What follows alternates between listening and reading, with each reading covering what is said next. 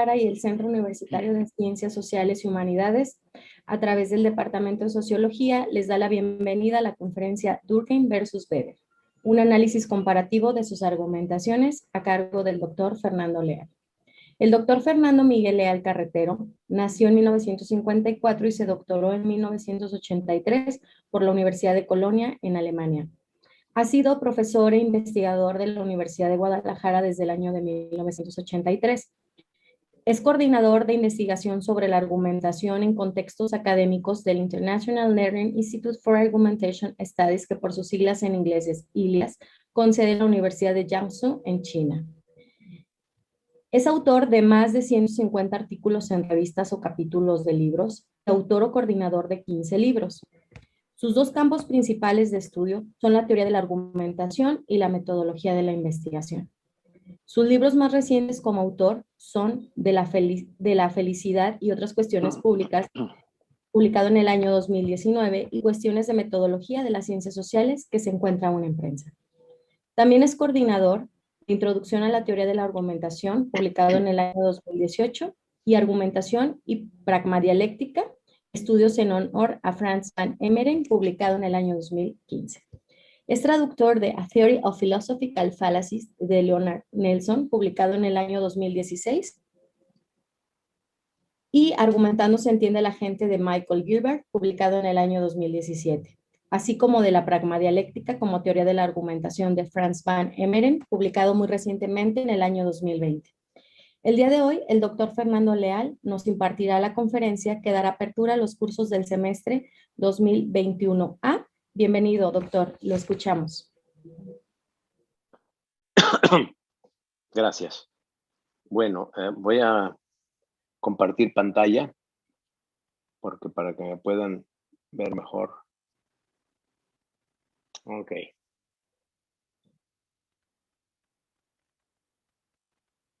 Bueno, lo primero que quiero que piensen es en las fechas en las que Durkheim y Weber escriben, las fechas de vida. Como ven ustedes, si comparan las fechas de 58 a 17 en Durkheim y Max Weber, 64 a 20, son fechas muy cercanas. Weber nace 6 años después que Durkheim y muere 3 años después. Son pues vidas muy paralelas. A ver, déjenme ver. Ya.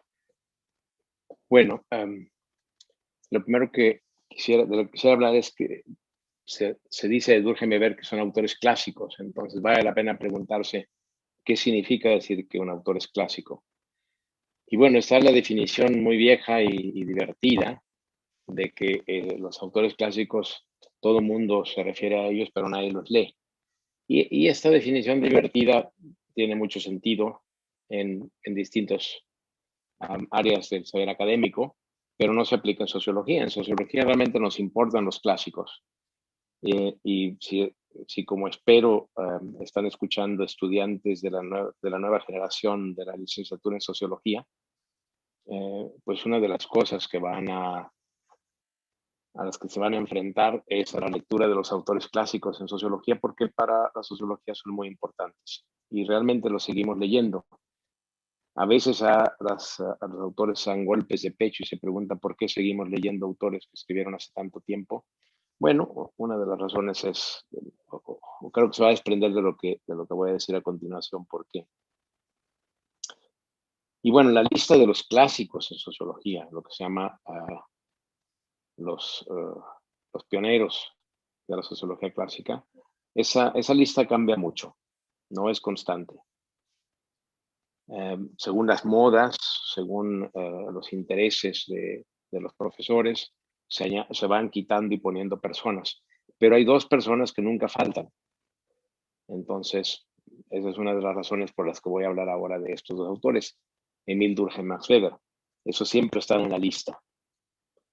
Podrán estar junto a Marx o no estar junto a Marx, podrán estar junto a Simmel o no junto a Simmel, podrá aparecer en la lista Parsons o podrá aparecer Pareto, podrá aparecer muchos otros autores, Si, por ejemplo, está en Estados Unidos, va a aparecer seguramente una mujer y seguramente un negro, porque eso es parte de la moda actual.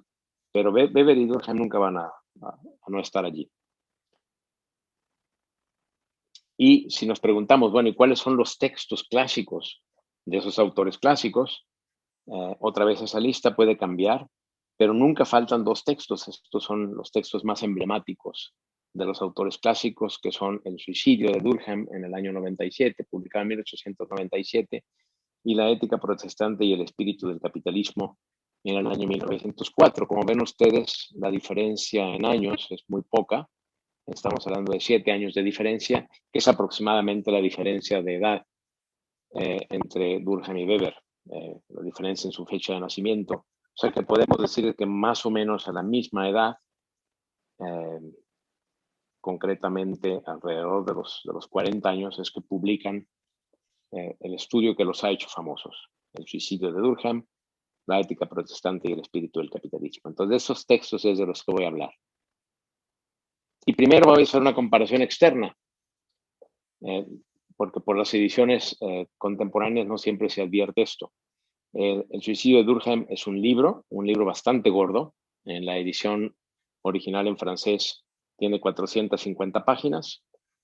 Eso depende, por supuesto, el número de páginas, del formato, del tamaño de la página, del tamaño de la letra, de los márgenes, etc. Pero no es un libro delgado, es un libro grueso. En cambio, la ética protestante de Weber no se publicó como un libro, sino como una especie de artículo. Apareció en una revista que el propio Weber dirigía, que se llamaba Archivo de Política Social. Y apareció en dos partes. Una apareció en 1904 y la otra en 1905. La primera parte tenía 54 páginas, de manera que no estamos hablando de un artículo como los conocemos ahora, sino de un artículo mucho más largo. Y la segunda parte tiene 110 páginas, de manera que juntos dan 164 páginas en el formato de la revista. Como es un formato en el que caben muchas más palabras, podemos decir que si se comparara en palabras con el suicidio de Durkheim, es más o menos la mitad del libro de Durkheim.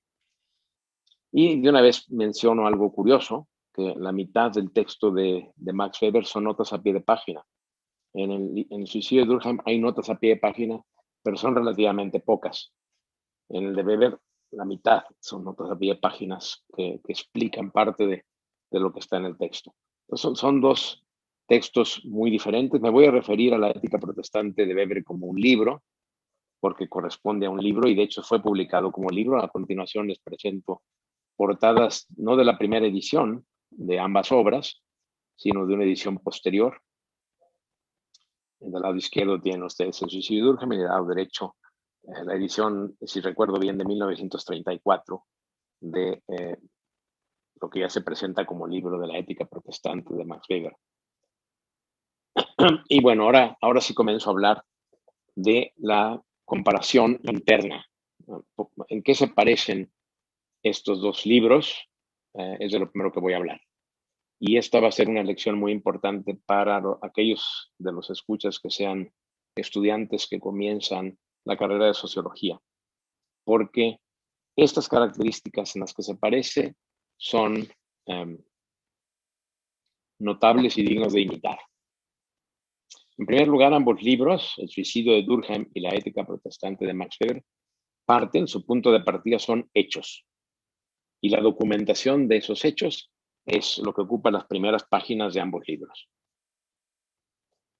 Entonces, esto es muy importante porque no siempre imitamos esa buena costumbre, sino que hay muchos libros de sociología o artículos de sociología contemporáneos que comienzan con lo que ustedes los estudiantes conocen como rollo. En el caso de Durkheim y Weber no hay rollo, enseguida se empieza con hechos, se presentan los hechos. Luego, segunda comparación en la que se parecen los dos libros, que en ambos casos esos hechos son de carácter cuantitativo, son magnitudes numéricas, no son, digamos, son hechos en el sentido más fuerte que puede hablar uno de hechos. Tercero, en ambos casos los hechos son llamativos, o sea, a la hora de escucharlos, enseguida nos llaman la atención. Incluso probablemente para muchos lectores son sorprendentes. Y eso nos lleva a la cuarta característica, por el hecho de comenzar por hechos que son llamativos, si no es que incluso sorprendentes, despiertan en el lector enseguida la pregunta ¿por qué? Y en efecto, ambos libros aspiran a responder por qué esos hechos son así, porque existen esos hechos. En quinto lugar, esta es tal vez la característica que a nosotros, a comienzos del siglo XXI o en la primera mitad del siglo XXI, nos puede resultar algo más difícil de entender.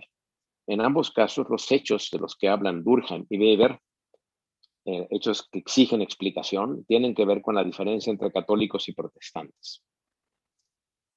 Como la religión en general y en particular la diferencia entre católicos y protestantes es algo que actualmente, en 1921, no nos parece algo tan importante, ni juega un papel social tan importante, eso es lo que tal vez nos va a costar un poquito de trabajo.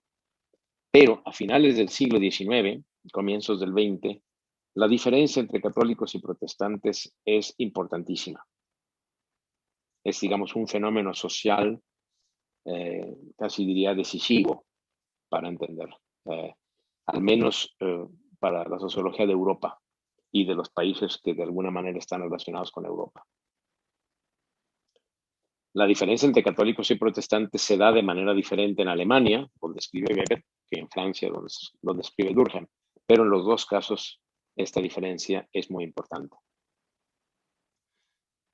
Si ustedes quisieran a lo mejor pensar en una investigación del tipo de la de Weber o Durkheim en nuestra actualidad, tendrían que pensar en alguna diferencia entre grupos diferente a la diferencia religiosa entre católicos y protestantes.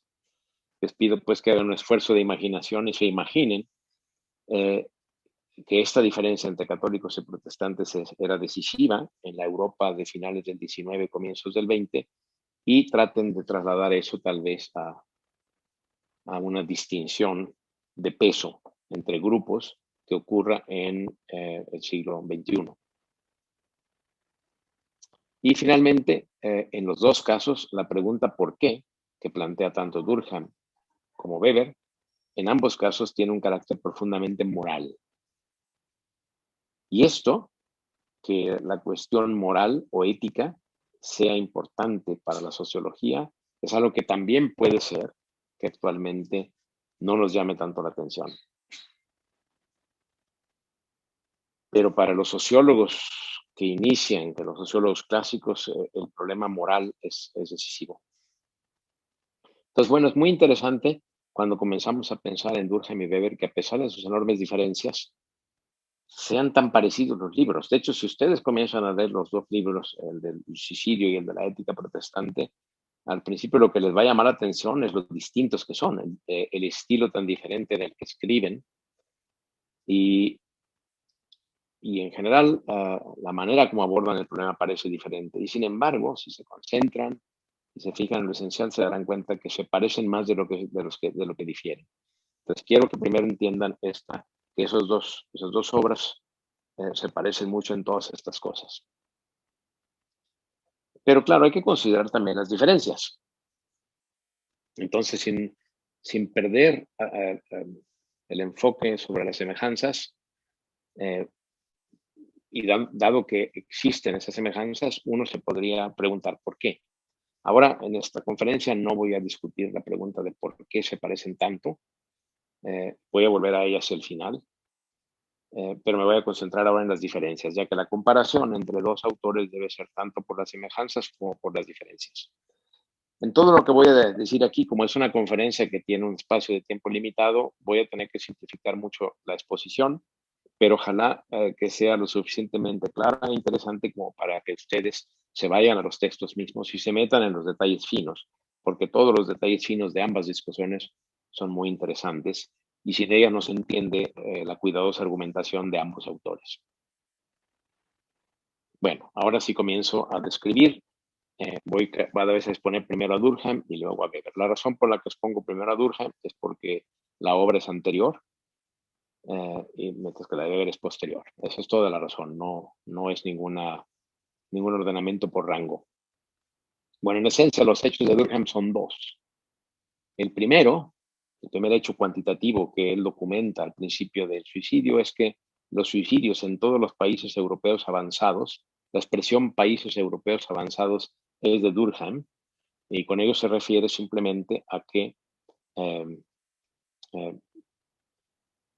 en Europa, a finales del siglo XIX, había unos países que habían alcanzado más pronto la prosperidad que otros. Entonces no se podía comparar, por ejemplo, incluso hasta el presente, hay enormes diferencias en cuanto a prosperidad entre un país como Francia, un país como Alemania, un país como Inglaterra, frente a un país como Bulgaria, por ejemplo, o Rumanía,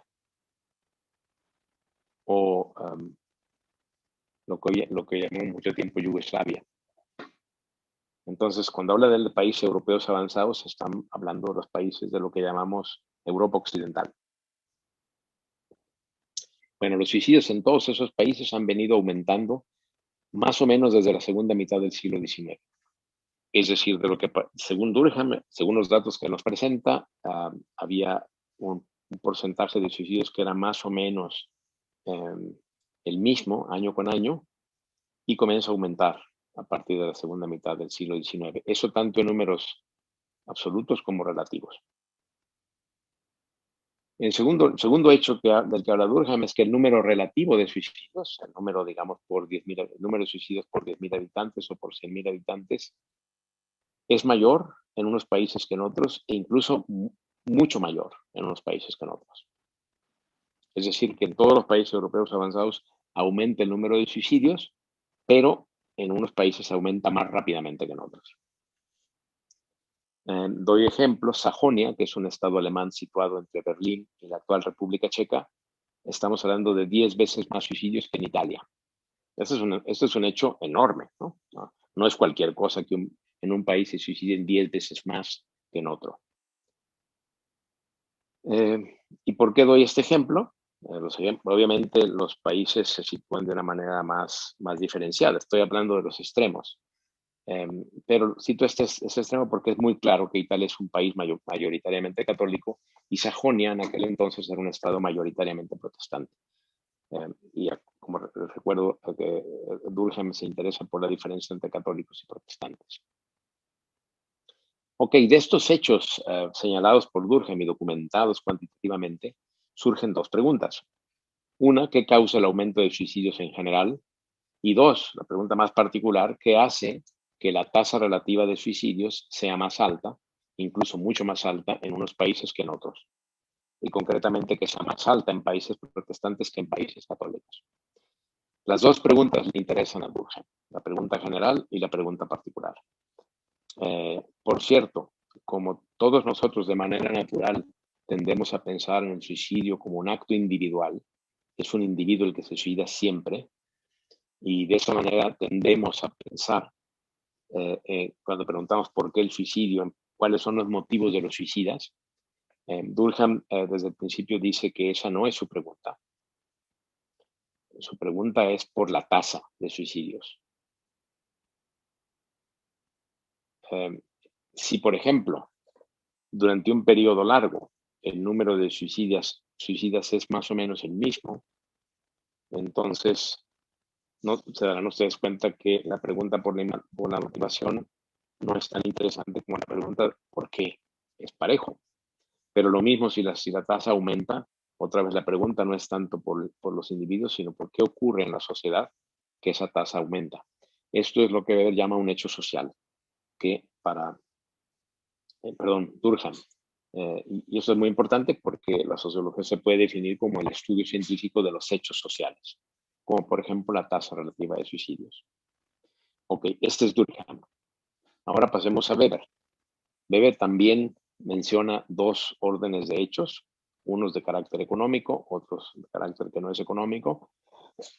Por el lado de los hechos económicos, establece que por un lado, los protestantes alemanes disponen en promedio de capitales considerablemente mayores que los católicos alemanes. Y segundo, que en la gerencia de las empresas alemanas encontramos mucho más protestantes que católicos. Y son diferencias importantes. Entonces, este es el primer hecho cuantitativo que presenta Weber.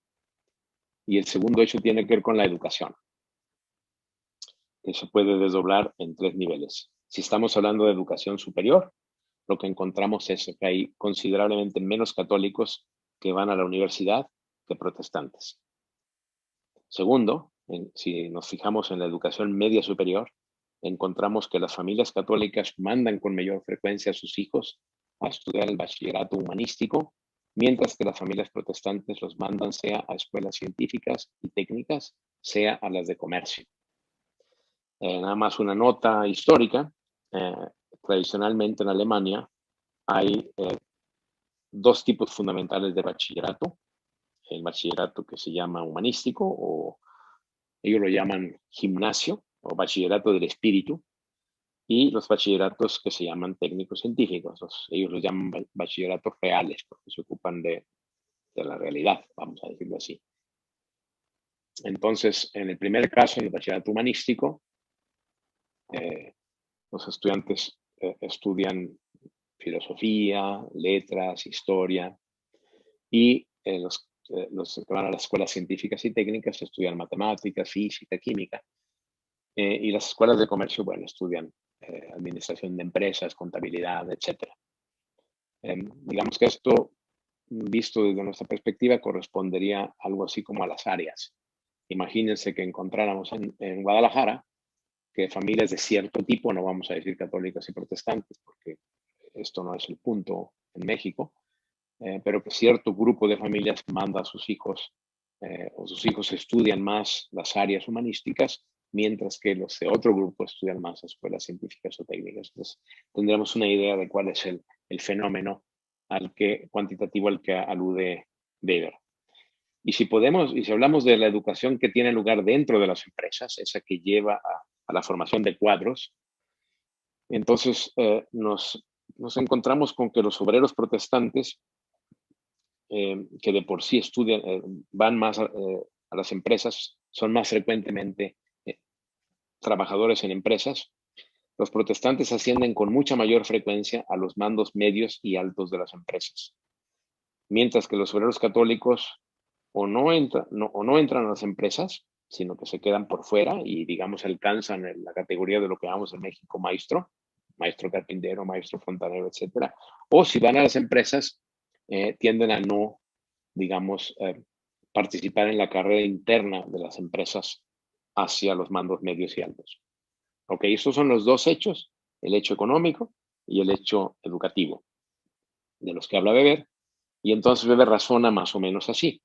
Si se comparan las 2 series de hechos, se verá, y en esto Weber insiste desde el principio, en que todos tienen que ver con un concepto que el libro de Weber hará famoso como nunca se había hecho famoso antes, el concepto de vocación. Este concepto de vocación es especialmente obvio si tomamos el caso de la educación media superior, ¿no? Algo en las familias parece conducir a que los católicos opten por vocaciones tradicionales, filosofía, letras, historia, o dentro del mundo del trabajo, otra vez vocaciones tradicionales como fontanero, carpintero, etcétera, mientras que los protestantes parecen optar por vocaciones modernas, matemáticas, física, ingeniería, administración de empresas. Weber señala también que hay algo de carácter vocacional que subyace al segundo hecho. Los protestantes aspiran a puestos en empresa, de hecho a puestos empresariales, y los católicos se contentan, digamos, con lo que llamaríamos vulgarmente chambas. Finalmente, y lo más importante, Weber sospecha que el mayor control de capitales, que es el primer orden de hechos, en último término no es un asunto económico en sentido estrecho, sino vocacional. Les recuerdo que la palabra vocación, a diferencia de la palabra ocupación o la palabra profesión, indica que la persona que tiene una vocación está abocado, está llamado a tener un trabajo. Si, por ejemplo, una persona, piensen ustedes en conocidos suyos, tiene un trabajo que para él es algo secundario, es simplemente una manera de ganarse la vida, entonces no podemos hablar de vocación, podemos hablar de ocupación, podemos hablar de trabajo. En el mejor de los casos podemos hablar de profesión, pero no vamos a hablar de vocación. Cuando hablamos de vocación es porque la persona realmente, digamos, florece dentro del trabajo. El trabajo es lo más importante para él o de las cosas más importantes para él. De eso es de lo que está hablando Weber. En el curso de su libro desarrolla mucho esta idea del concepto de vocación y cómo surge. Y para él esto va a ser lo que está detrás de las diferencias entre católicos y protestantes. Bueno, ahora voy a entrar a una serie, voy a tratar de profundizar en esta comparación entre los dos autores. Y entonces voy primero a decir que las diferencias estadísticas a que hacen referencia los dos autores ciertamente son de distinto tipo. Suicidios, en el caso de Durkheim, vocaciones, en el caso de Weber, son fenómenos muy diferentes, pero tienen, a pesar de sus diferencias, algo en común, que es que tienen un fuerte componente moral, que explico de la siguiente manera. El que una persona se suicide es considerada justificadamente por todos nosotros como una gran desgracia, tanto para el que se suicida como para sus familias, como para la sociedad. Por tanto, tiene un fuerte valor negativo. Suicidar, dicho toscamente, suicidarse es algo lamentable, es algo malo. En cambio, el que una persona tome en serio aquello a lo que se dedica, que lo abrace como una vocación y no simplemente como una vocación o un trabajo para ganarse la vida, es algo que en principio se antoja admirable. Por lo tanto, tiene un alto valor positivo. Entonces, quiero que noten esto porque es muy importante que cuando la sociología clásica, digamos, surge en el mundo, tiene siempre este componente moral que se ve muy claro si pensamos en los dos conceptos de suicidio y vocación. Suicidio con valor negativo, la vocación con valor positivo. ¿Eso qué significa? Significa que el que los protestantes se suiciden, como nos dice Durkheim, más que los católicos, habla a favor de los católicos y contra los protestantes. Digamos que los católicos tienen algo más positivo, puesto que se suicidan menos que los protestantes. Y al revés, el que los protestantes tengan mayor sentido vocacional, que es lo que nos dice Weber, eso habla a favor de los protestantes y habla en contra de los católicos. Entonces, por decirlo con mucha tosquedad, el libro de Durkheim contiene una alabanza velada de los católicos contra los protestantes, mientras que el libro de Weber contiene una alabanza velada de los protestantes contra los católicos. Naturalmente, Weber era protestante y Durkheim, aunque era judío, siempre simpatizó con el catolicismo y, de hecho, estaba a punto de convertirse al catolicismo hacia el final de su vida y simplemente no lo hizo porque los nazis invadieron Francia y se generó una ola antisemita poderosísima y entonces Durkheim creyó que su deber era mantenerse como judío. Ok. Entonces esta primera consideración se refiere a los juicios de valor. Espero que haya quedado claro. En cambio, vamos a hacer una segunda consideración. Y es que a pesar de esto que dije sobre los juicios de valor, en el caso de los hechos que exponen ambos sociólogos, el trabajo de ambos es sólido. Podrá uno objetar aquí o allá alguna cosa, pero parece claro que esos hechos que ellos reportan existieron, son así. Entonces, puede ser que haya habido sesgo de parte de Durkheim y de Weber, sesgo, digamos, a favor del catolicismo por parte de Durkheim, a favor del protestantismo por parte de Weber, pero ese sesgo se podrá referir al hecho de haber elegido esos hechos para explicarlos, pero no a los hechos mismos. Los hechos mismos parecen estar fuera de duda. Uno podría preguntarse, y eso sería un ejercicio de imaginación sociológica, ¿cómo habría Durkheim explicado los hechos de que parte Weber? Digamos, los hechos que, como he tratado de argumentar, hablan a favor de los protestantes y en contra de los católicos, ¿cómo los habría Durkheim explicado si él se hubiera planteado la pregunta de Weber? Y viceversa, ¿cómo habría Weber explicado los hechos de que parte Durkheim? ¿Qué habría hecho si Weber se hubiera ocupado de los suicidios? Que si el razonamiento de Durkheim es correcto, habla a favor de los católicos y contra los protestantes.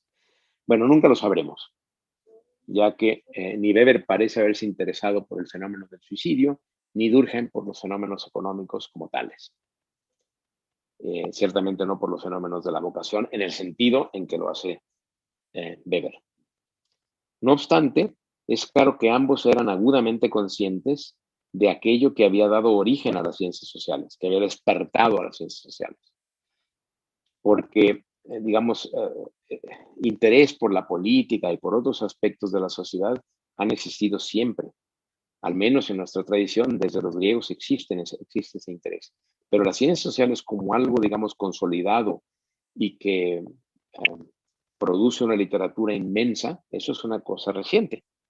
Y surgen a partir de un proceso histórico que les precede. Digamos, es el proceso histórico el que da lugar, digamos, produce el parto de las ciencias sociales. ¿Qué fenómeno histórico es ese? Es el impresionante proceso de industrialización, innovación y comercialización que invade Europa primero y después el mundo a partir de finales del siglo XVIII. A ese fenómeno inmenso de industrialización, innovación y comercialización, nos hemos acostumbrado a llamarlo capitalismo, pero con más torpeza que exactitud. Es por este proceso, que además continúa hasta el presente con gran vitalidad, que las sociedades modernas sean tan diferentes a lo que llamamos el antiguo régimen. Y esa diferencia tan enorme entre las sociedades en lo que se llama el antiguo régimen, digamos, de finales del siglo XVIII hacia atrás, el resto de la historia humana, hasta, comparado con lo que vino después, a finales del siglo XVIII hasta el presente, y que continúa en el presente con gran vitalidad, es por ese proceso que surgen las ciencias sociales, intentando explicarlo. Pero bueno, como me ha parecido la palabra capitalismo, y la palabra capitalismo está también en el libro de Max Weber, cuando él habla de la ética protestante y el origen del capitalismo, entonces me voy a permitir aquí presentar nada más un hecho en forma de una gráfica que pueden ustedes encontrar en una página de internet que se llama Gapminder. Aquí ven ustedes gapminder.org. Que quiero compartir esto. ¿Ahora sí lo ven? Sí, ya se ve. Ok, bueno, otra vez. Esto está en una página que se llama Gapminder. Gapminder es una organización sueca creada por un investigador médico que se llamaba Hans Rosling, que tiene muchos videos en internet magníficos. Y esta página fue creada para presentar gráficos animados que ilustran todo tipo de conocimiento que tenemos sobre los seres humanos, la expectativa de vida, el crimen, el ingreso, la pobreza, etcétera, etcétera. Usa siempre los colores que ven ustedes acá en este mapa, el rojo, el azul es África, el rojo es Asia, el amarillo es Europa y el verde es América. Esos mismos colores están aquí. Lo que tienen ustedes en esta curva que se presenta aquí es la distribución de la pobreza. Mientras más abunda un color, estamos hablando de más personas. Ven ustedes cómo el grueso de la población está en rojo, porque en Asia vive la mayoría de la humanidad, en 1800 y en el presente también. El segundo lugar más poblado es Europa, que está en amarillo, y después África y América casi no se ve en 1800. Obviamente su población va a aumentar y va a aparecer cada vez más claro. El momento en que inicia esta gráfica animada, estamos hablando del año 1800. Y aquí tienen ustedes la línea de extrema pobreza. Extrema pobreza significa que la gente que está allí está, digamos, al borde de morir de hambre. Sobrevive como puede, pero con muy poquitos ingresos. Entonces, tienen ustedes que pensar que en 1800, casi el 90% de la población mundial vive en extrema pobreza. es decir, apenas sobrevivía. Y el grueso de esa población además está en Asia, después en Europa, después en África y bastante pocos todavía en 1800 en América. Entonces, este bloque pues les indica la población de la humanidad en 1800. Y ahora voy a echar a andar esta gráfica y fíjense ustedes bien en qué le pasa a la extrema pobreza. Ven cómo va cambiando aquí el porcentaje de personas en extrema pobreza y cómo se va modificando la estructura de esta distribución de la población. Ok, listos, fuera. Vean, acá va cambiando la fecha y aquí va cambiando el porcentaje de personas en extrema pobreza. Comenzamos con casi 90, ahorita ya en 1870 ya vamos en 80%, sigue bajando, continúa bajando 70%, 67%, y vean ustedes cómo Europa, la parte amarilla, ya salió de la extrema pobreza. En 1900, ahí comienza, Asia comienza a pasar, a salir de la extrema pobreza, y en 2020, fíjense ustedes la distribución que tenemos. Tenemos muchísima más gente, pero en extrema pobreza no llegan al 10%. Esta transformación es la que importa. Este proceso, que teníamos que llamarlo un proceso de enriquecimiento, ese es el que generó las ciencias sociales. Porque este proceso comenzó a ocurrir a finales del siglo XVIII. A finales del siglo XVIII era muy poquita gente la que se daba cuenta, porque al principio este proceso de enriquecimiento era muy lento. Que se daban cuenta de ella. Y la más famosa persona que se dio cuenta de eso era Adam Smith, que por eso escribió un libro que se llama Investigación sobre la naturaleza y el origen de la riqueza de las naciones. Porque él ya notó que estaba comenzando a cambiar, que estaba comenzando a ocurrir un proceso de creciente prosperidad. Y así es como nace el Tratado de podemos considerar el primer tratado de ciencias sociales de la modernidad. Pero este proceso continuo, como ustedes lo vieron, lo voy a echar a andar otra vez, comienza a estar en el siglo XIX, comienza a cambiar, comienza a haber más gente del lado fuera de la pobreza, y entonces los autores se dan cuenta de esto, y esto particularmente se dan cuenta los europeos, porque es donde ocurre primero, y este es el proceso que genera las investigaciones en ciencias sociales. Todos los sociólogos, como los economistas, quieren entender este proceso. Es el fenómeno social por excelencia.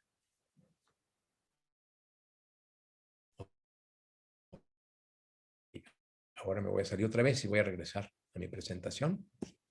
Entonces, esta es la pequeña digresión sobre el capitalismo, y la pongo entre comillas capitalismo, porque la palabra capitalismo es una palabra que no sirve para nada, porque lo que hace es distraer la atención sobre el proceso tan importante, que ahora voy a presentar una gráfica diferente.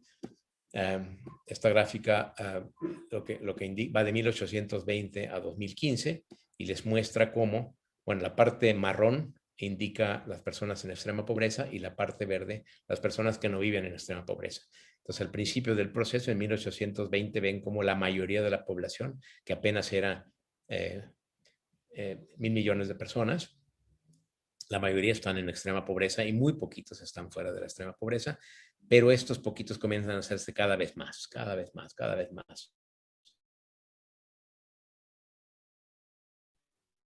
Fíjense cómo el número absoluto de personas en extrema pobreza durante mucho tiempo sigue alrededor de 1.000 millones, pero la población está aumentando muchísimo, ¿no? Cuando, por ejemplo, escriben Max Weber y Durkheim, estamos más o menos aquí. Aquí ya se nota enormemente el cambio que ocurre, ¿no? Porque ya son aquí muchos más que están fuera de la extrema pobreza. Y esto no ha hecho más que continuar. La curva esta en la que la pobreza realmente se baja tremendamente es la aparición el momento en que en China comienza el proceso de enriquecimiento, de industrialización, comercialización e innovación. Y ahora en 2015 pues ya vemos como el número de personas en extrema pobreza es muchísimo más pequeño en términos relativos al de personas que no están en extrema pobreza. Bueno, este es el proceso social por excelencia. Y para evitar prejuicios y malentendidos y desviaciones de la atención que no hacen al caso, voy a hablar del proceso de enriquecimiento, como el proceso social por excelencia. Bueno, Durkheim y Weber eran agudamente conscientes del enriquecimiento y querían contribuir a explicar lo que estaba ocurriendo con ocasión del proceso de enriquecimiento. Ahora bien, ni Durkheim ni Weber eran economistas y ninguno de los dos, eso es perfectamente demostrable, supo jamás razonar como economista. Por lo tanto, su tema no era el enriquecimiento. Ven el enriquecimiento desde fuera. Son los economistas los que toman como tema el enriquecimiento y quieren entender por qué se produce. En cambio, Durkheim y Weber, que no eran economistas, lo ven desde fuera, por lo tanto ven nada más sus efectos, no se preguntan por sus cosas, sino por sus efectos, o por la asociación que tiene el proceso de enriquecimiento con otros fenómenos, y no en sí mismo como tema. Bueno, entonces ahora paso a la parte final de mi conferencia, donde voy otra vez a simplificar mucho. Voy a exponer ahora las respuestas que dan Weber y Durkheim a sus preguntas. Comienzo con Durkheim. Entonces, la cuestión es Durkheim y el enriquecimiento. Bueno, ¿qué es lo que dice Durkheim? Durkheim dice que este proceso de enriquecimiento irrumpe en la sociedad y la pone patas arriba. Y esto es por supuesto así. Si ustedes introducen un proceso social que produce cada vez mayor prosperidad, entonces, obviamente eso no puede ocurrir sin que la sociedad se turbe tremendamente. La increíble productividad e inventividad del proceso de enriquecimiento genera, eso es lo que observa Weber, Durkheim. Durkheim, insisto, no tematiza el enriquecimiento, sino los efectos del enriquecimiento. Y uno de los efectos del enriquecimiento es que se generan constantemente nuevos satisfactores de deseos humanos. O sea, comienza a haber con el enriquecimiento cada vez más productos, más bienes. Y los bienes son satisfactores de deseos humanos. Algunos de esos satisfactores ya existían antes del proceso de enriquecimiento, otros son nuevos. Por ejemplo, deseos humanos, el deseo de comer o el deseo de dormir o el deseo de tener techo, esos siempre han existido y simplemente el proceso de enriquecimiento produce nuevos satisfactores para esos viejos deseos. Pero también el enriquecimiento produce bienes nuevos, satisfactores nuevos, que entonces empatan con deseos que surgen en las personas. Por ejemplo, nadie podía tener el deseo de tener un automóvil antes de que hubiera automóviles. En el momento en que hay automóviles, surge el deseo de ellos.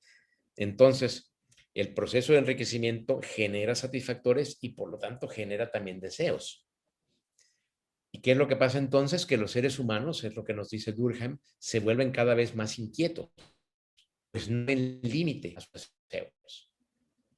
El proceso de enriquecimiento genera nuevos productos, nuevos deseos, y eso hace que la gente diga, quiero más, quiero más. Eso conlleva a un estado de ebullición permanente en la sociedad, que es el antiguo régimen.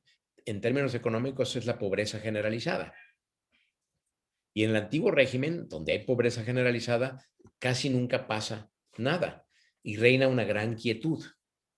En sociedades donde la escasez es el hecho más obvio, donde la vida es corta y las enfermedades nos carcomen rápidamente, hay poco lugar para tener deseos y estar inquietos por satisfacerlos. En cambio, con el proceso de enriquecimiento, justamente lo que ocurre es que surgen deseos y surge inquietud para satisfacerlos. ¿Qué pasa entonces? Que en las sociedades modernas, donde se ha producido el proceso de enriquecimiento, que se ha producido esta efervescencia, el orden se vuelve más frágil. Muy interesante también, el sufrimiento se manifiesta por cualquier frustración, por pequeña que sea. En un proceso, en una sociedad que es cada vez más rica, el carecer de algo se vuelve más importante. Sufre uno por no poder satisfacer deseos. Y entonces las personas toleran poco y mal los inconvenientes de la vida. En el antiguo régimen, en el régimen de pobreza generalizada, las personas son muy tolerantes porque pues, no tienen nada, ni hay nada que desear porque todo es pobre. Entonces la gente es mucho más tolerante y aguanta todo. Pero con el proceso de enriquecimiento se vuelve más intolerante y sufre más. ¿Y qué es entonces lo que ocurre? Pues que en la familia, en la medida en que la familia, en el sentido antiguo, es decir, la familia extensa, exista todavía, el individuo estará más protegido de este desorden, efervescencia, sufrimiento e intolerancia, y por lo tanto se suicidará menos frecuentemente. Entonces tenemos dos procesos que ocurren al mismo tiempo. Uno es el proceso de enriquecimiento y otro es lo que ocurre al interior de las familias. Mientras las familias se conserven en el sentido de la familia extensa, donde hay abuelos, hay tíos, etcétera, de manera que el individuo está de alguna manera protegido por la familia, entonces esta inquietud surgida por el proceso de enriquecimiento no va a afectar tanto al individuo. Y justamente eso es lo que Durkheim encuentra que es lo que ocurre en los países y regiones católicas, donde se conserva la familia extensa. Les recuerdo, estamos hablando de fines del siglo XIX, comienzos del XX. Obviamente la familia extensa ha seguido desapareciendo, pero todavía a fines del siglo XIX y comienzos del XX, en los países y regiones católicas, la familia extensa todavía existía. En cambio, el protestantismo, curiosamente, ha favorecido desde el principio la sustitución de la familia extensa por la familia nuclear. Este proceso de pasar de la familia extensa, donde conviven primos, tíos, abuelos, etcétera, varias generaciones, incluso en la misma casa, va desapareciendo y va dando lugar a la familia nuclear, o sea, papá, mamá e hijos, y ya. Este proceso comienza primero en los países y regiones protestantes, que además tienen el divorcio, ¿no? Ahora el divorcio está generalizado ya, pero en finales del siglo XIX, del XX, el divorcio era mucho más frecuente. Vamos, en los países protestantes era posible, la religión lo permitía, en los países católicos no. Entonces también se pasa de la familia nuclear a la familia uniparental, con un solo padre. Pero bueno, eso es un proceso que en tiempos de Durkheim todavía no se veía claro. Pero en el protestantismo ciertamente ha habido esta sustitución de la familia extensa por la familia nuclear antes que en ningún otro lado. Y entonces en los países protestantes el individuo va a tener menos cobijo a sus congojas y se suicidará con mayor frecuencia. Pero quiero que se fijen muy bien. Durkheim no estudia el proceso de enriquecimiento. Para Durkheim el proceso de enriquecimiento no es el tema de reflexión, es el telón de fondo de la escena. Es en ese telón de fondo del enriquecimiento que ocurren los suicidios. Y entonces para él el tema no es el enriquecimiento, sino la solidaridad que da la familia, sobre todo la familia extensa, y la protección que le brinda frente a los efectos del enriquecimiento sobre el alma humana, este despertar de deseos. Ok, esta es, digamos, en esencia, la tesis de Durkheim en el suicidio. Ahora veamos qué hace Weber. Para Weber, el enriquecimiento funge menos como telón de fondo. Es un poquito, Weber está más interesado en las cuestiones económicas. Su interés es más intenso y no es pasajero como en Durkheim. Pero como él no era capaz de razonar como economista, cuando plantea el primer hecho de que en Alemania los protestantes poseen y manejan más capital que los católicos, enseguida dice, bueno, esto es un efecto de causas históricas añejas. Porque en efecto, podemos ver históricamente que cuando el protestantismo comienza a crecer en los países que sabemos que creció, en Alemania, en Dinamarca, en Suecia, en Noruega, en Holanda, en Suiza, los líderes, los príncipes, condes, duques, etcétera, del siglo XVI, XVII, XVIII, aprovechan la coyuntura de la aparición del protestantismo para poder apoderarse de los bienes de la Iglesia Católica. Y entonces produce un proceso en el que los protestantes son favorecidos sobre los católicos para manejar el capital. Entonces Weber dice, ok, esto no podemos decir que el ser protestantes hace que se maneje más capital, porque se maneja más capital porque primero los líderes se pusieron del lado del protestantismo y favorecieron a los protestantes. Entonces, no hay un efecto del protestantismo sobre el manejo de capital. Pero en el caso de la educación es diferente, dice Weber. Dice, podemos ver que el segundo hecho, la educación, tiende a explicar el primero. Ese no es un efecto de causas históricas añejas. El hecho de que, como según Weber, en el caso de las familias protestantes, surge esta idea de vocación, de que trabajar no es nada más algo que se hace para poder ganarse la vida, sino que es algo que tiene sentido en sí mismo, que le da sentido a la vida. Eso hace que las familias protestantes orienten a sus hijos en la dirección de profesiones, de ocupaciones económicas que generan más dinero. Y ese es un efecto que no se puede remitir a causas históricas añejas, como el caso del manejo del capital, porque es algo que sigue pasando en el momento en que Weber escribe. Por lo tanto, el razonamiento de Weber lo lleva poco a poco a postular una especie de predisposición interna de carácter religioso, ese de la vocación, que tiene una profunda afinidad con las cualidades requeridas para hacer avanzar el proceso de enriquecimiento. Por ejemplo, si para ustedes trabajar es simplemente una manera de ganarse la vida, entonces la tendencia va a ser a que el dinero que ganen se lo gasten más o menos lo más pronto que pueden. Pero si para ustedes la ocupación no es una mera chamba, una mera manera de ganarse la vida, sino que es una vocación, es un llamado, en último término divino, entonces van a tener más desapego respecto del mundo, van a tener más tendencia a ahorrar y van a tender a sentirse llamados a hacer ciertas cosas y hacerlas muy bien y tener éxito. Esto es el razonamiento de Weber. Por eso los protestantes se distinguen tanto de los católicos, o se distinguían tanto a principios del siglo XX, y generaban más riqueza, porque se ocupaban con ocupaciones que generaban más riqueza. Este es pues el razonamiento de Weber. Y bueno, con esto termino mi explicación. Espero haberles hecho claro cuáles son las preguntas de Weber, cuáles son de Weber y Durkheim, cuáles son los hechos de los que partieron y los resultados a los que llegaron. He hecho pues un resumen breve de las investigaciones de estas dos obras clásicas de la sociología y las respuestas que dan. Hay diferencias entre los dos autores sobre las que yo originalmente quería hablar, pero no alcanza el tiempo. Hay diferencias metodológicas y hay diferencias de estilo y de escritura, pero ahora no podemos hablar de eso.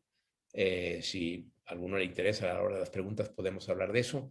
Nada más quiero cerrar recordándoles lo que dije al principio sobre la manera admirable y digna de imitarse para ustedes que empiezan la carrera de sociología, en la manera en que ambos emprenden sus investigaciones, que es partir de hechos sólidos, bien confirmados y, si se puede, cuantitativos, que por su naturaleza hagan surgir preguntas serias y profundas. De eso se trata. Muchas gracias.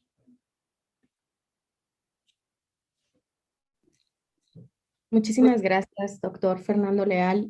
Vamos a esperar a ver si Carolina nos hace algún comentario, si hay preguntas de las personas que nos están viendo en este momento.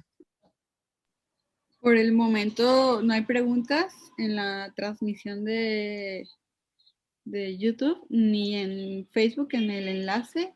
No sé si quieran esperar para ver si surgen algunas preguntas en un minuto. ¿Tuvimos auditorio? Sí, de hecho, alrededor de 100 personas estaban conectadas en vivo. O sea, realmente había muchas personas con nosotros, pero hasta hace poco se pudo activar el chat en la plataforma de YouTube.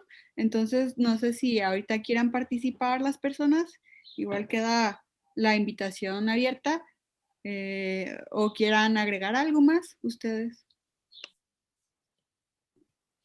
Doctor, si nos pudiera platicar brevemente sobre esas diferencias metodológicas en lo que llegan algunas preguntas. Bueno, para entenderlas tenemos que entender que a finales del siglo XIX,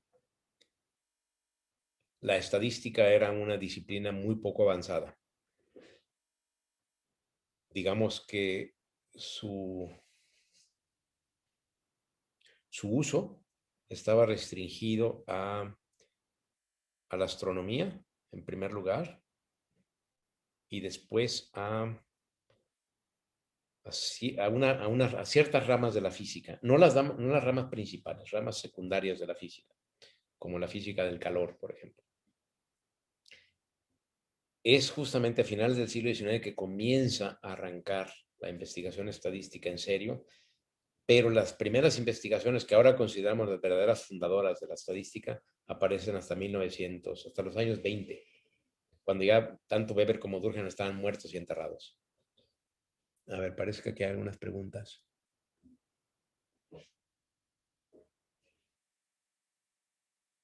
Ya. Bueno, vamos a dejar esto de la metodología porque es una, salía muy larga la explicación. Estoy viendo aquí que alguien comenta que en sociología son tan importantes los aspectos empíricos como los teóricos. Sí, de hecho yo me atrevería a decir otra cosa. Los aspectos empíricos son mucho más importantes. Ni siquiera podemos decir que son igual de importantes. Los aspectos empíricos son mucho más importantes. Nosotros tenemos en la actualidad una tendencia, desgraciadamente, a pensar que la teoría es lo más importante. Esto se nota, por ejemplo, en el hecho de que cuando nuestros estudiantes los dirigimos hacia la investigación, les insistimos en el marco teórico y les hacemos que lean muchas cosas y que se acostumbren al rollo teórico. Pero realmente el marco empírico, digamos, los datos empíricos sobre los cuales se va a montar la investigación son inmensamente más importantes. La teoría, de hecho, no es otra cosa o no debería ser otra cosa que construcción de explicaciones de los datos. Los datos son siempre el comienzo. Si comenzamos con el rollo teórico, nos vamos a perder. Bueno, esto lo comentaría con respecto a lo que dice Cristian Poblete. Byron pregunta sobre contrapunto personal. Supongo que con eso quieres decir si se conocieron. La verdad, no estamos seguros de que se hayan conocido. Parece improbable. Ciertamente ninguno de los dos escribió sobre el otro. Y ambos tuvieron mucha ocasión para escribir sobre el otro, pero no lo hicieron. Entonces, ¿se leyeron? No lo sabemos. No hay rastro de ello. Para ello necesitaríamos tal vez la correspondencia, las cartas privadas de Durkheim y de Weber. Las de Weber están apenas en proceso de edición. Vamos a ver si sale algo allí. Y las de Durkheim, que yo sepa, nunca se han publicado. Entonces, tal vez se conocieron, pero ciertamente profesionalmente nunca mostraron el menor interés y conocimiento uno del otro. Luego pregunta Christian si las categorías introducidas por Durkheim, suicidio anómico, suicidio egoísta y suicidio altruista, tienen el mismo peso que los datos empíricos. Bueno, no es, ¿cómo les diré? Esas categorías surgen de los datos. Nosotros tenemos la idea muy equivocada de que leemos un autor que suelte un rollo teórico, llámese Bourdieu, llámese Giddens, llámese Dios nos libre Zygmunt Bauman, o Dios nos libre todavía más Jean Baudrillard, y creemos que al leer ese rollo vamos a poder ir a investigar cosas. Esto es un error, completamente. Son los hechos los que nos hacen pensar. Un amigo mío, desgraciadamente finado, el doctor Eduardo Ibarra Colado, uno de los grandes expertos sobre universidades en este país, él, cuando recibía un estudiante para supervisar su tesis, le decía, prohibido hablar de teoría el primer año. No quiero saber nada de teoría. Tú y yo nos vamos a ver para asesorías y siempre vamos a hablar de datos. Siempre vamos a hablar de hechos. Una vez que pasas un año recolectando hechos, entonces podemos comenzar a hablar de teoría. A mí me parece que es un consejo maravillosamente sabio. Muy difícil de implementar en la burocracia actual, por esa insistencia oficial en la teoría. Una cosa que no acabamos de entender es que la teoría está al servicio de los hechos y de los datos, no al revés. Entonces, ante la pregunta diría, no tienen el mismo peso. Esas categorías no son más que pequeños intentos de resumir grandes cantidades de datos. De hecho, en cierta manera, la teoría no es más que una manera abreviada de presentar los hechos, que son los que importan. Eso en física, en química, es normal, ¿no? O sea, se entiende perfecto. Desgraciadamente en ciencias sociales, quién sabe cómo es que invertimos esto. Ahora me pregunta Martel Auroet, sin que la religión sea tan importante en los tiempos actuales, ¿cómo se explica cómo continúa esto que inició en los protestantes? Es una pregunta muy interesante, pero es un poco difícil de responder. Si te interesa esa pregunta, te puedo recomendar a un autor alemán, pero residente en Estados Unidos, que se llama Konstantin Fasold. Él es, en mi opinión, el que tal vez se ha ocupado con más profundidad con esto. ¿Qué pasa en el momento en que la religión no es el fenómeno social decisivo, sino comienza a aparecer otros fenómenos sociales? Te puedo decir, Martel, que la tesis de él es que, lo que antes era importante en la religión, que es la diferencia entre lo sagrado y lo profano, ha sido sustituido en nuestra actualidad por la diferencia entre lo público y lo privado. Entonces, probablemente hay que pensar más en la diferencia entre público y privado y cómo es una diferencia que además produce crisis de tanto en tanto para poder entender qué fue lo que pasó. Pero, por otro lado, la historia da sorpresas. Y como ustedes saben, el Islam es una religión que nos está dando mucho que pensar, ¿no? Donde parecía que la religión ya no era algo importante.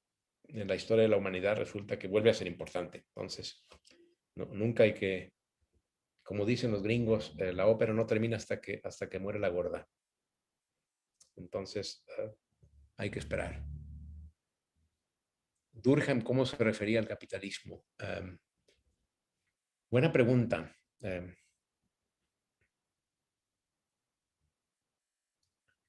Ahora mismo te debo la respuesta.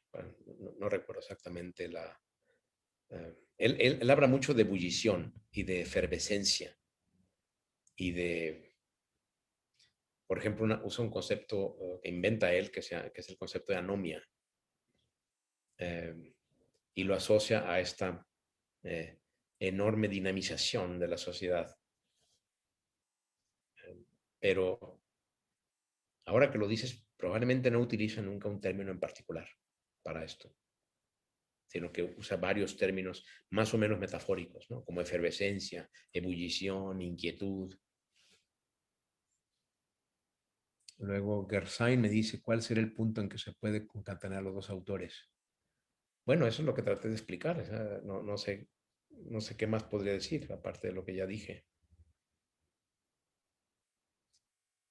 Cultura, ¿qué dicen sobre la cultura ambos autores?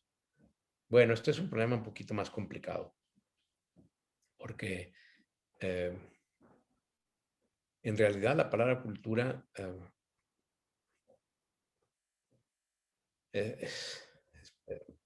miren, es una palabra alemana, para empezar. Los franceses hablan de civilización y en general cuando Durkheim se refiere a los procesos que, perdón, cuando Durkheim se refiere a los procesos de los que habla Weber como cultura, usaría más la palabra civilización y hablaría de naciones más civilizadas, más avanzadas, etc. Entonces, es muy difícil. Ese es uno de los grandes problemas entre Francia y Alemania, que lo que los franceses conceptualizan como civilización, los alemanes lo conceptualizan como cultura. Y eso ha dado ya una diferencia importante en esto. Fíjense, los alemanes, algunos autores alemanes llegaron a decir que los alemanes no tenían cultura. Digo, perdón, que los franceses no tenían cultura, que la cultura era algo alemán. Entonces, pero no entremos en esas honduras. De cualquier manera, no creo que ninguno de los dos pueda considerarse un teórico de la cultura en el sentido que lo entendemos hoy. Entonces, no esperen de ellos nada para el tipo de preguntas que nos hacemos hoy con respecto a la cultura.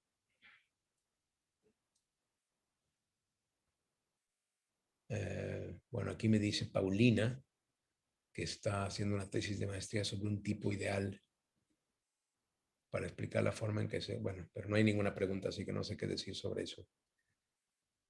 Enver Vega dice, ¿cómo organizar la observación de la realidad subjetiva, tanto Durkheim como Weber?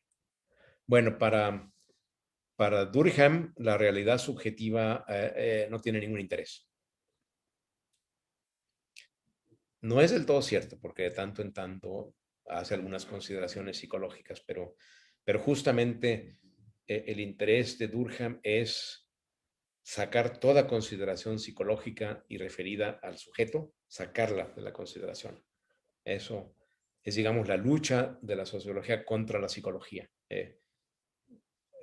Durkheim la encarna perfectamente.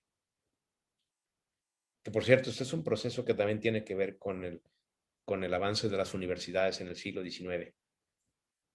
Las universidades son algo completamente diferente a partir del 19 que en el 18 y del 18 para atrás. Completamente. Se transforman completamente las universidades. Y una de las cosas que ocurren es que la vieja estructura en facultades que tenía la universidad tradicional da lugar a ver, se lo voy a explicar de la siguiente manera. En la universidad tradicional nada más hay 3 profesiones para las que la universidad forma. Es la profesión de sacerdote, la profesión de abogado y la profesión de médico. Entonces, las 3 facultades superiores de la universidad son la Facultad de Medicina, la Facultad de Derecho y la Facultad de Teología. Y hay una 4ª facultad que se la llama la Facultad Inferior y que se considera preparatoria para las superiores, donde está todo lo demás. Eso es en la universidad tradicional. Pero cuando, gracias al proceso de enriquecimiento, eso también le llega a la universidad y la transforma completamente y comienzan a aparecer todo un montón de ocupaciones que antes ocurrían fuera de la universidad. Por ejemplo, la investigación en matemáticas, en física, etcétera, estaba en gran parte fuera de la universidad. Comienzan a ser parte de la universidad, entonces la Facultad de Filosofía, que era la 4ª, la que era preparatoria, comienza a llenarse de gente que quiere investigar todo tipo de cosas. Y entonces aparece la física, aparece la química, pero también aparece la psicología y aparece la sociología, y se pelean entre ellos para ver quién domina la facultad. Es un proceso universitario muy interesante. Una de las cosas que vemos una y otra vez a lo largo del siglo XIX es que la psicología, que era una disciplina que comenzaba a querer apoderarse de la Facultad de Filosofía y Letras, que era la 4ª facultad, comienzan a enemistarse con ella, ¿no? Los matemáticos se oponen a los psicólogos, los físicos se oponen a los psicólogos, los filósofos se oponen a los psicólogos y también los sociólogos se oponen a los psicólogos. Y eso lo ve uno muy bien en Durkheim, esa oposición, ese antipsicologismo. Eso no lo vemos tan claramente en Weber, porque Weber era abogado, él venía de la Facultad de Derecho. Entonces, él no se enfrenta sino tardíamente a estas luchas internas dentro de la vieja Facultad de Filosofía. Y entonces a Weber lo vemos más tranquilamente hablando de cuestiones psicológicas sin problema. De hecho, La ética protestante, su gran libro, es en gran medida tiene muchas consideraciones sobre lo que llama en Verbega la realidad subjetiva, mientras que Durkheim lo hace a un lado. Eso es una de las muchas diferencias metodológicas entre los dos. Me pregunta Alma Chamo que por qué en Japón hay más suicidios que en Latinoamérica. Bueno, esa es una pregunta que no puedo responder porque nunca lo he investigado. Conozco el hecho, ¿no? Y es muy impresionante el hecho, ¿no? Y conozco las explicaciones que dan los periodistas, ¿no? Que hay mucha tensión, que la ética del trabajo es muy intensa y que la gente no puede con la presión ni en las escuelas ni en el trabajo. Pero yo no lo he investigado, no tengo la menor idea.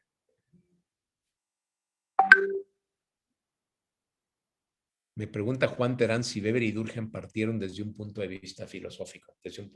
No, perdón, Weber no, Durkheim sí.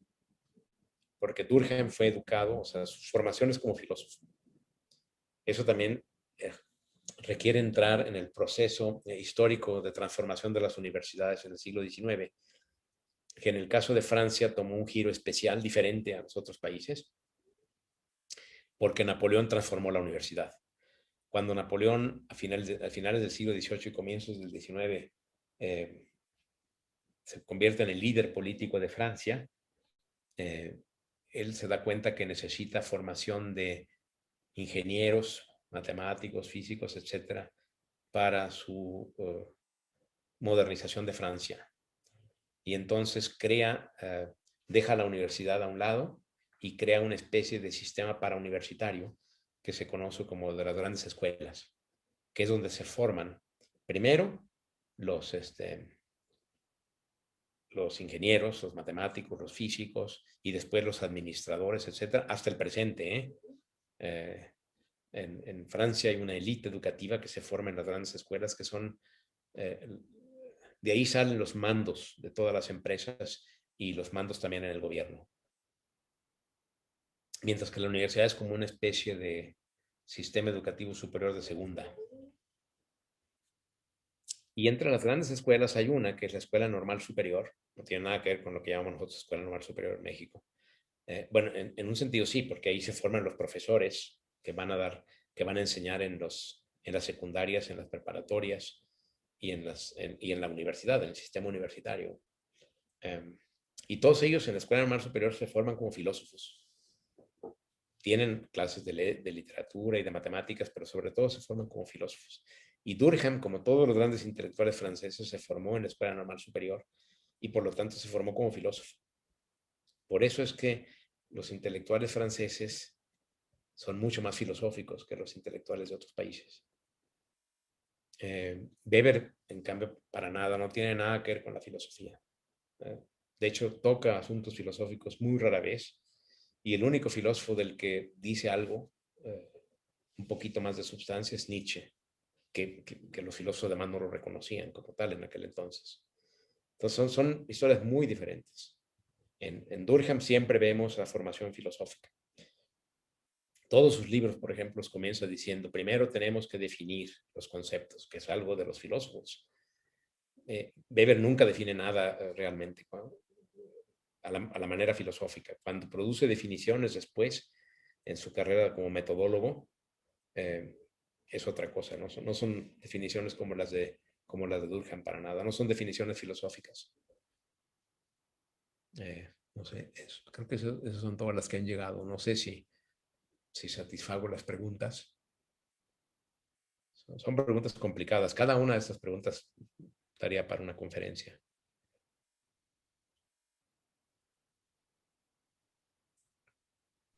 Ya no hay más preguntas, doctor.